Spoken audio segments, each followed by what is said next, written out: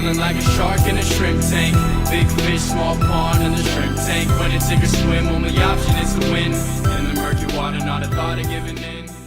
Hey everybody, welcome to the post-show wrap-up of the Shrimp Tank. I'm your host, Ted Jenkins, sitting here with my co-host, Lee Heisman, and of course our guest today, Scott Woodall, who's the CEO of Woodall and Broome. We talk all today about private investigation, background investigations, workers' comp, and much, much more. You have to check out the entire replay at shrimptankpodcast.com. Of course, you can download us, as always, on iTunes, on Stitcher, on SoundCloud, at the Google Play Store, and much, much more. Look, to get your MBA in entrepreneurship, you have to learn from guys like Scott about how to grow and run a successful business. This is where you get it. And you get it from Harvard or MIT or any of those places, that's fine. Spend $130,000. Or you can hear from our successful entrepreneurs right here on the Shrimp Tank. So Scott, you know, I've known you for so many years, and I know intimately what you do. A lot of listeners and viewers today, they don't exactly understand what are investigative services and how would they use it for their business. So the majority of what my firm does is insurance fraud, so workers' comp, liability, malpractice defense. So anybody that has employees, you know, most companies are going to have an insurance carrier, but if you have a situation with an employee and your insurance carrier is having a difficult time hiring somebody, then you can always contact somebody like my firm that handles insurance investigations and can help you with an investigation, whether it's a background on a particular individual or actually conducting surveillance. So what we do mainly is a lot of surveillance in order to be able to make sure that an injured employee is living inside their restrictions and not exaggerating their claim that ultimately could cost you a lot more money.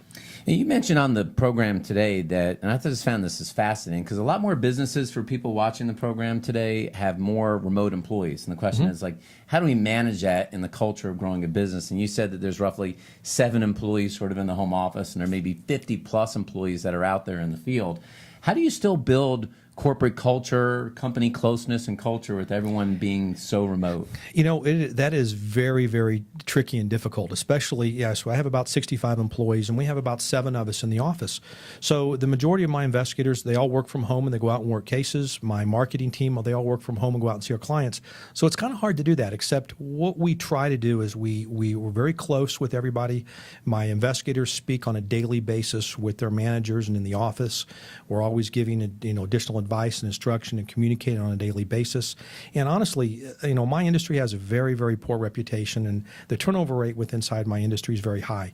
So we try to do the best we can to give our investigators better pay, try to encourage them to, if they've worked for other companies, we ask them questions. What's worked well for you at other companies that you'd like to see done here at Woodall and Broome? What are things that have not worked well as an employee that you'd like to see for us to do better for you?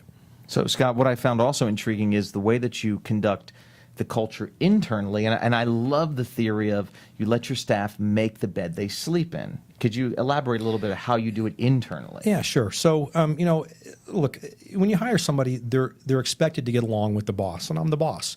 So what I did differently about 15, 18 years ago when we're hiring internal staff is once I pick through the resumes and figure out who we want to interview, they'll come in and interview with me, and provided they get through me, at that point in time, they've got to do small little interviews with everybody else in the office, whether it's 5 minutes or 15 minutes.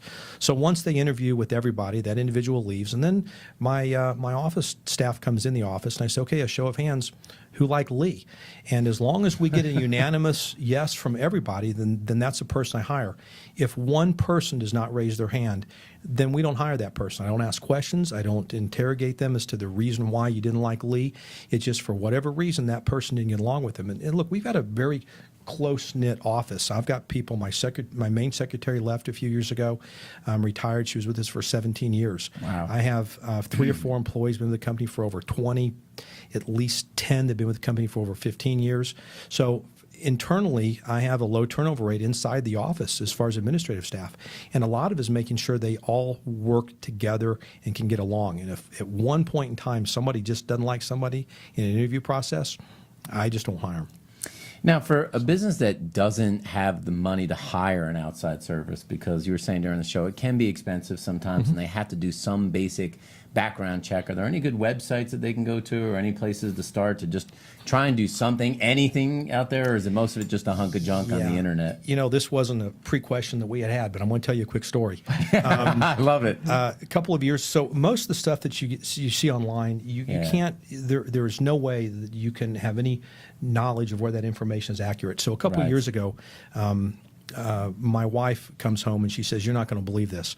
She said, "Guy that we live next to in Florida got online and did some research trying to find us. They went to high school together or somewhere, and they were neighbors across the street, and got online with one of those background searches and ended up tracking down my wife's brother, and so calls the brother and said, 'By the way, how's Sharon doing?' She goes, 'Well, she's fine. Why? Should she ever get her life put back together?' He goes, 'What are you talking about?' She goes, 'Well, I saw on here that she did 5 years for trafficking and cocaine.' So it tracked my wife through her brother that she was a convicted felon and did 5 years in state penitentiary. So And for the record, that's not accurate. no, she only did 3 years. So the fact is that you can't hold any. There's no way to know if that information is accurate. Our information we pull from some of the same websites that law enforcement uses. We have access to these websites. They're all login information, and you pay by the information that you pull. But law enforcement, federal and state law enforcement agencies have the same access that we do. Well, there you have it, folks. So for people that do have a business and they need to talk to you, I mean, I would think for doing background investigations, or they may need private investigation, or again, for these matters like fraud or workers' comp, how can they get in touch with you and learn more about your company? You can go to our website, which is woodallandbroome.com, and everything you need to know about us and the services that we provide is there. Or you're always welcome. Our contact information is there, and you can give me a call at any time.